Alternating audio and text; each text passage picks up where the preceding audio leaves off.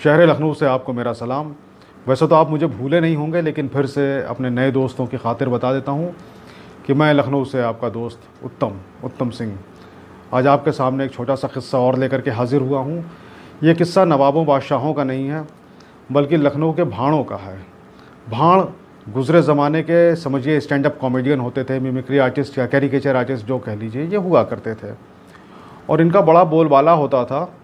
ये बात की बात में लोगों का मजाक उड़ा सकते थे, बात की बात में लोगों की तारीफ़ कर सकते थे, कुछ भी कर सकते थे, किसी की नकल उतार सकते थे। आप जानते हैं कि ज़िंदगी में अगर हंसी मजाक ना हो, तानाकशी ना हो, छींटाकशी ना हो, तो ज़िंदगी का रंग बेनूर हो जाता है। इसलिए बड़ा ज़रूरी होता है कि ज़िंदगी में थोड़ा सा हंसी मजाक इस तरीके से चलता रहे कि लोगों को ज़्यादा बुरा भी ना लगे और अपनी बात भी कह ली जाए। तो ये पुराने वक्त की बात है। एक बार लखनऊ के शीश महल इलाके में एक मुशायरे का इंतज़ाम किया गया है। इस मुशायरे में दिल्ली से उस्ताद दाग भी आए थे। उस्ताद दाग का बड़ा नाम है, आज तक शायरों में बड़ी इज़्ज़त से उनका नाम लिया जाता है। और यह ऐसा मुशायरा था जिसमें उस्ताद दाग के अलावा मीर तक़ी मीर और सौदा इनके जैसे शायर भी मौजूद थे। उस्ताद दाग ने बात ही बात में कुछ ऐसी बात कह दी जिसमें लखनऊ वालों का मजाक उड़ाया गया था। बात उन्होंने भी मजाक में कही थी। शायर अपनी आदत के मुताबिक खामोश रहे, कुछ नहीं बोले, लेकिन महफिल में बैठे हुए भाणों को ये बात बुरी लग गई। उन्होंने सोचा कि इसका जवाब उस्ताद दाग को दिया जाना चाहिए कि लखनऊ वाले किसी से कम नहीं हैं। उन्होंने फ़ौरन वहाँ इंतज़ाम करने वालों से कहा कि हम भी अपना एक आइटम देना चाहते हैं। वो लोग राज़ी हो गए। उन्होंने कहा चलो बीच में थोड़ा सा मौका मिल जाएगा हंसी मजाक का। अब साहब इन भाणों ने बात की बात में अपना एक आइटम तैयार किया और स्टेज पर उतर आए।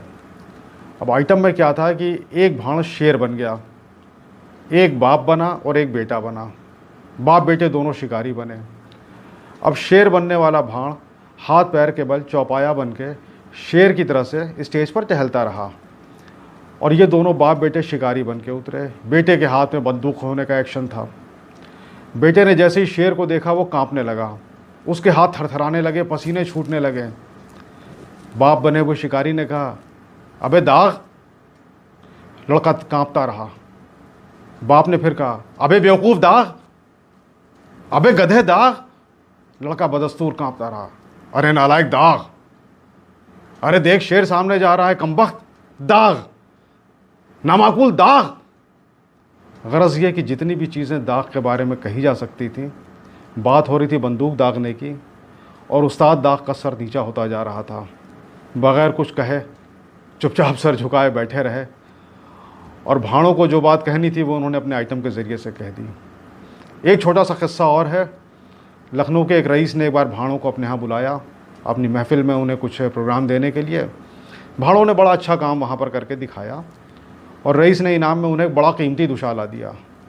दुशाला था तो बहुत ही कीमती, लेकिन बेहद पुराना था। इतना पुराना था कि उसमें सुराख हो गए थे। भाणों को ख़राब तो बहुत लगा, लेकिन किसी रईस की इज़्ज़त उछालना नहीं चाहते थे। उन्होंने क्या किया साहब, उनमें से एक ने उस दुशाले को उठाया और सूरज की तरफ ऐसे करके उससे कुछ पढ़ने की कोशिश करने लगा। दूसरे भाण ने पूछा भाई क्या पढ़ रहे हो? कहने लगे इसमें कुछ लिखा हुआ है। क्या लिखा है? गौर से देखा। कहने लगे इस पर लिखा है ला इलाहा इल्लल्लाह। दूसरे भाण ने कहा अरे भाई देखो आगे ये भी लिखा होगा कि मोहम्मद रसूलुल्लाह। पहले वाले भाण ने हंस के कहा कैसी बात करते हो भाई, ये हमारे हज़रत मोहम्मद साहब से पहले का दुशाला है। कहना ना होगा कि रईस के ऊपर घड़ों पानी फिर गया। उन्होंने बाद में इनको दूसरा इनाम इकराम देकर के अपने यहाँ से विदा किया। तो ऐसे होते थे लखनऊ के भाण। लाजवाब तरीके से अपनी बात कह देते थे, बिल्कुल मौके पे चोट भी कर जाते थे और अगले आदमी को कुछ कहने का मौका भी नहीं मिलता था। तो ये थे आज के दो छोटे छोटे से किस्से जो आपकी खिदमत में पेश किए हैं। कोशिश करूँगा कि आगे कोई और नई चीज़ लेकर के आपके सामने हाजिर हूँ। तब तक के लिए आपको शहर लखनऊ से मेरा सलाम।